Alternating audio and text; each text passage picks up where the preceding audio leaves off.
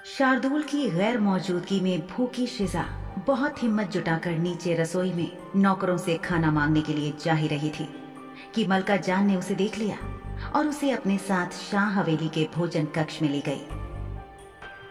पूरा का पूरा शाह परिवार खाने की मेज के इर्द गिर्द बैठा हुआ था और नाश्ता कर रहा था। सोहनी ने आवाज देकर शिजा को निर्देश दिया कि वो आकर उसके पास नीचे फर्श पर बैठ जाए और शिजा ने ऐसा ही किया। आश्चर्यजनक रूप से आज सोहनी ने शिजा के लिए एक तश्तरी में कुछ फल, सब्जी और रोटी परोसी और उसके सामने फर्श पर रख दी। शाह परिवार की सामान्य बातचीत के बीच बड़े शाह साहब ने शार्दुल के बारे में पूछताछ की और शिजा ने उन्हें बताया कि वो राजपूताना गया हुआ था। ये बात सुनते ही सोहनी की आंखों में चमक आ गई, क्योंकि वो जानती थी कि राजपूताना काफी दूर था और उसका भाई जल्दी लौटने वाला नहीं था। ऐसे में उसके दिमाग में कई खुराफातें एक साथ जन्म लेने लगी। उसने कुछ देर तक इधर उधर की बातें करने के बाद अपनी आवाज में कुछ ज्यादा ही मिठास खोलते हुए अपने पिता से पूछा कि क्या वो शिजा को अपने साथ एक दिन के लिए कहीं बाहर लेकर जा सकती थी। ये बात सुनते ही शिजा के हाथ खाना खाते हुए रुक गए और जैसे जम गए। उसके दिल की धड़कन बहुत तेज हो गई और उसके चेहरे पर पसीना आ गया। मुंह में जो भोजन का निवाला था उसे निगलते हुए उसके कान बड़े शाह साहब के जवाब पर लग गए। बड़े शाह साहब ने सोहनी को ऐसा मुंह तोड़ जवाब दिया जिसने सोहनी का दिल ज्यादा तोड़ दिया। उन्होंने सोहनी से कहा, वो तुम्हारी गुलाम नहीं है सोहनी। बड़े शाह साहब ने बहुत ही स्पष्ट रूप से उसे साफ साफ कह दिया कि वो ऐसा नहीं कर सकती थी, क्योंकि ये गुलाम शार्दुल की थी, ना कि सोहनी की। और जाहिर सी बात है कि सोहनी और उसकी मां मलका जान को ये बात बिल्कुल पसंद नहीं आई। सोहनी बहुत जिद्दी और अड़ियल थी। वो इतनी जल्दी हार कहां मानने वाली थी। उसने अपने पिता को मनाने के लिए थोड़ा और जोर डालते हुए और अपनी आवाज में थोड़ी और मिठास और विनम्रता लाने की कोशिश करते हुए कहा, शार्दुल भाई यहाँ नहीं है, इसलिए मैं इसे बाहर लेकर जाना चाहती हूँ। मैं ज्यादा देर नहीं लगाऊंगी, बस कुछ देर बाद घूमेंगे और वापस आ जाएंगे। मुझे नहीं लगता कि इस बात से किसी को समस्या होनी चाहिए। बड़े शाह साहब ने बहुत स्पष्ट शब्दों में अपनी बेटी से कहा, तुम्हें अच्छे से पता होगा कि तुम्हारे भाई को बिल्कुल पसंद नहीं है कि कोई उसकी चीजों को छुए या छेड़े। यहाँ तक कि अगर उसकी इजाजत के बिना उसके कमरे में भी कोई चला जाए तो वो नाराज हो जाता है। तुम्हें शार्दुल का इंतजार करना चाहिए, और अगर तुम इतनी उत्सुक हो इस लड़की को बाहर ले जाकर घुमाने फिराने के लिए तो तुम्हें शार्दुल की इजाजत लेकर ही इसे ले जाना चाहिए।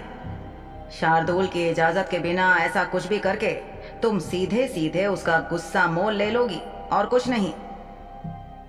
इतना कहकर शाह साहब ने अपनी छुरी और कांटे तश्तरी में रखे और अपनी गोद में रखा रुमाल उठाकर अपने होठ पहुंचकर उसे मेज पर रख दिया। सोहनी ने फिर से कोशिश करते हुए कहा कि वो ज्यादा देर नहीं लगाएगी, कुछ ही घंटों में वापस आ जाएगी। लेकिन उसके पिता ने इस बार बहुत सख्ती से उससे कहा, सोहनी, मुझसे नहीं, शार्दुल से पूछना। इसके बाद बड़े शाह साहब ने अपनी पत्नी से कहा, मैं राजा साहब से मिलने जा रहा हूं, दोपहर तक वापस आ जाऊंगा। इतना कहकर अनूश राजशाह ने अपनी पत्नी के गाल पर एक चुंबन किया और बाहर निकल गए। शिजा बड़े शाह साहब की दिवंगत पत्नी के बारे में सोचने लगी।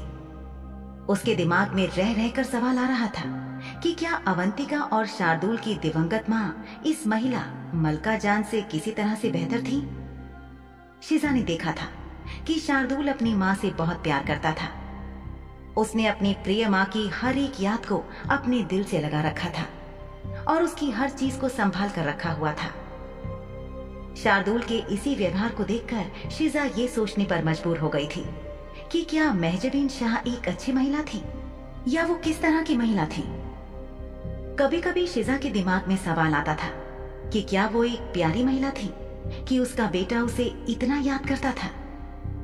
लेकिन फिर जब वो बड़े शाह साहब को देखती थी तो उसे लगता था कि वो अपनी पहली पत्नी को भुलाकर दूसरी पत्नी के साथ खुश नजर आते थे।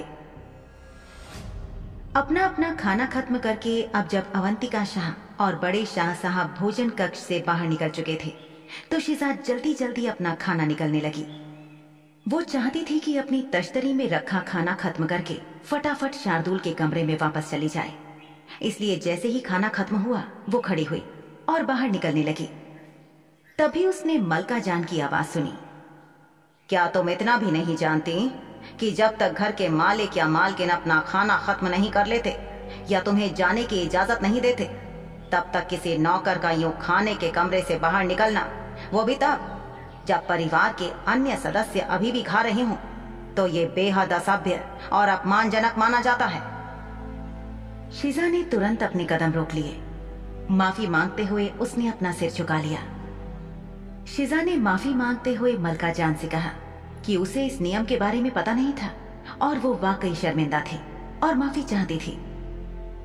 मलका जान ने मुंह बनाते हुए उसे ताना मारा कि शार्दुल ने शायद उसे कुछ भी नहीं सिखाया था। शिजा ने चुपचाप शर्मिंदगी से अपना सिर झुका लिया और हाथ बांधे एक कोने में खड़ी हो गई। मलका जान और उसकी बेटी खाना खाने लगे। खाने के साथ साथ इन दोनों की बातें भी जारी थीं। शिजा मन ही मन सोच रही थी कि जिस धीमी रफ्तार से ये दोनों खाना खा रही थीं, ऐसा लग रहा था कि इन्हें यहीं बैठे बैठे दोपहर हो जाएगी और फिर इन्हें यहां से उठना नहीं पड़ेगा, क्योंकि तब तक दोपहर का खाना परोस दिया जाएगा। काफी देर के बाद माँ बेटी एक दूसरे को देखकर मुस्कुराईं और मलका जान ने अपनी बेटी से कहा कि आज का नाश्ता बहुत स्वादिष्ट बना था, और सोनी ने भी इस बात को सुनकर अपनी माँ की हाँ में हाँ मिलाई। शिजा मन ही मन इस बात के लिए शुक्र मना रही थी कि इन दोनों महिलाओं का खाना पूरा हो गया था और अब आखिरकार वो अपने कमरे में जा सकती थी।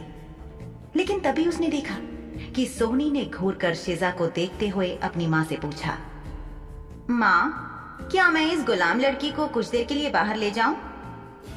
सोनी बहुत चालाक थी और वो जानती थी कि ये मौका बिल्कुल ठीक था, क्योंकि उसके बाबा शाह हवेली से बाहर जा चुके थे और अवंतिका अपने कमरे में आराम करने जा चुकी थी। शिजा का एकमात्र खैर ख्वाह यानी शार्दुल शाह इस वक्त हवेली में क्या, श्यामला में ही नहीं था। इससे बेहतरीन मौका सोनी शाह को दोबारा शायद ही कभी मिलता।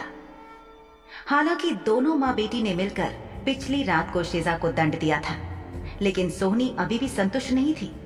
वो शिजा को और सजा देना चाहती थी। वो मौका खोज रही थी ताकि उस लड़की को बाहर ले जा सके और उसे चोट पहुंचा सके। शिजा को अपने सीने में जैसे अपना दिल महसूस होना एक पल के लिए बंद हो गया। तभी मलका जान ने मुस्कुराते हुए अपनी बेटी को इजाजत दे दी और साथ ही उसे ताकीद दी कि वो अपने पिता के हवेली वापस आने से पहले इस गुलाम लड़की यानी शिजा को वापस घर ले आए। सोनी के चेहरे पर खुशी की चमक आ गई और शिजा का चेहरा बुझ गया। सोनी ने अपनी माँ को आश्वस्त किया कि वो गुलाम लड़की को समय पर अपने साथ वापस हवेली ले आएगी। उसके बाद वो चलकर आगे गई और उसने शिजा को आदेश दिया कि उसके साथ चले, लेकिन शिजा अपनी जगह से 1 इंच भी आगे नहीं बढ़ी। लड़की को हिलते नहीं देख सोनी वापस वहीं लौट आई और उससे बोली, क्या तुम बहरी हो? मैंने कहा मेरे पीछे आओ। इस बार सोनी ने अपने शब्द काफी जोर डालकर कहे थे, लेकिन फिर भी वो इंसानी गुलाम अपनी जगह से नहीं हिली।